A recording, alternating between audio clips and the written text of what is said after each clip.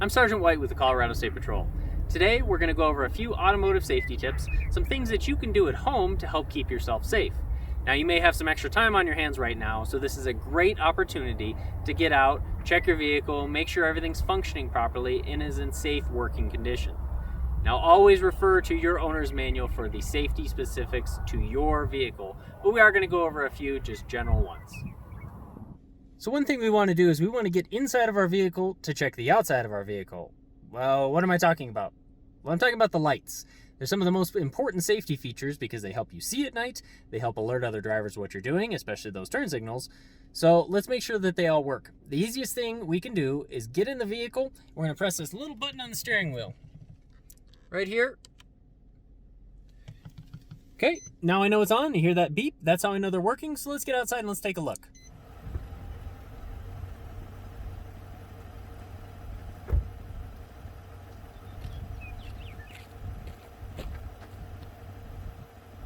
Yeah, I think my lights work, so we're good to go.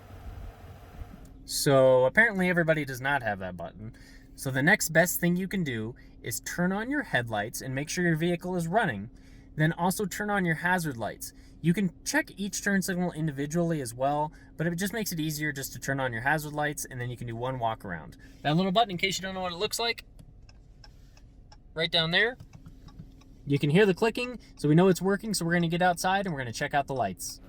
All right, so your vehicle may look more like this one. So what you're gonna look for is make sure hazard lights both sides, so your turn signals are working on both sides. You may see a little flicker in the video. That's just the video. I don't have lights flashing or anything crazy. My headlights are on. Again, at night, I'm gonna check maybe with a friend, use the garage, something to make sure both of my brights are working, but we know the front lights are working. All right, so I know that both sides of my turn signals are working. I can see my rear light, make sure that that works, so I'm good to go at night. I'm gonna back up to the garage so that we can actually check the brake lights, and we're gonna do that separately. Regardless if you are going to leave your vehicle parked overnight or for an extended period, you want to make sure that you always go through and that there are no valuables sitting out. So I'm just looking through the window, making sure that there's nothing of value that I need to remove. Things like purses, backpacks, any other bags that may have really important items in them, make sure you remove those. So we just do a quick glance around if there's anything that we need to grab, like this. All right, so we don't want that stolen. So I'm going to set that out. We'll take that in the house. Otherwise, it looks like we're all set, so we'll move on to the next thing. Now, one of the easiest things you can do on the outside of your vehicle is check the tires. Make sure that you have sufficient tread on them, that it's not completely worn away, and that you don't have any metal sticking out. You've got to have safe tires regardless if it's dry, if it's wet, if it's snowy. You need to have solid tires. What we're going to do today is we're going to check the tire pressure, though. So what I have is a fairly cheap tire pressure gauge. And you can get these for free from a lot of tire shops, or you can buy them online for maybe a couple bucks. I went ahead and removed the valve stem cap. So I'm going to take my tire pressure gauge, press it firmly against.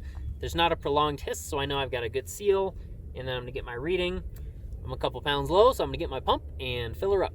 Well, I went ahead and hooked up my pump to the tire, and I'm going to get to work. Now, knowing that this is a car tire and a bicycle pump, you'd think, you're crazy. Well, don't worry. Within a couple hours, I should have enough pressure in this tire to be able to drive on it.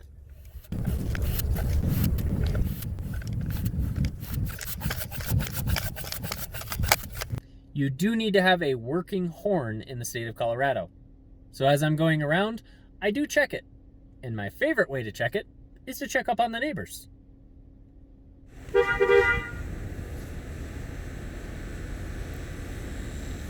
We hope you enjoyed these simple tips, and be sure to check out part 2, where we will get under the hood of the vehicle and check out some additional things.